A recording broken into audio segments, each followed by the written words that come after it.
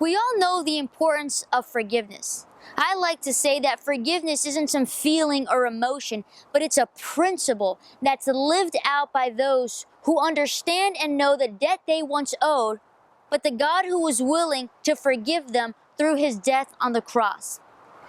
Now, most have a hard time forgiving others, but what I've found to be even harder than forgiving others is to forgive ourselves. Do you feel the same way? For a very long time, I was able to accept the forgiveness of others. I was able to accept the forgiveness of God.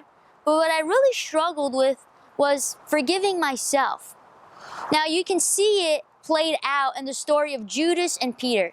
Two were disciples of Jesus Christ. Both betrayed Jesus. Now, Judas was willing to sell Jesus for 30 pieces of silver, and Peter denied him not once, not twice, but 3 times.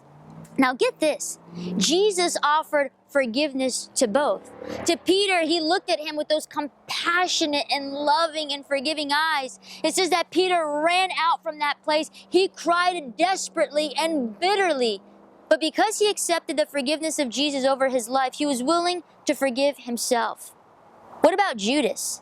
Before Judas went to betray Jesus, when he met him in the garden, when he went there and kissed Jesus, not only did Jesus accept his kiss, but Jesus called him a friend. Jesus would be willing to forgive Judas. But the problem was, Judas wasn't willing to forgive himself. And so he went out and he hanged himself. Are you having a hard time forgiving yourself? Let me tell you something. Christ is willing and is able to forgive you no matter what you have done, and better yet, no matter what you will do. But be willing to forgive yourself. You're just a sinner in need of grace. I want you to hold true to this promise. During this week, I want you to meditate on Psalms 103. I'm going to read a few verses only. Look at Psalms 103, beginning in verse 8. This is what Christ is telling you, sinner.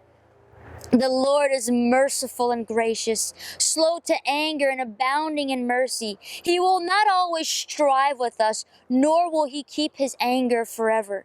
Oh, I love this part. He has not dealt with us according to our sins, nor punished us according to our iniquities. For as the heavens are high above the earth, so great is his mercy towards those who fear him. So great is his mercy towards you. And finally, verse 12, it says, as far as the east is from the west, so far has he removed our transgressions from us. Be willing to forgive yourself, because there is a man called Jesus Christ who has already given you the gift of forgiveness.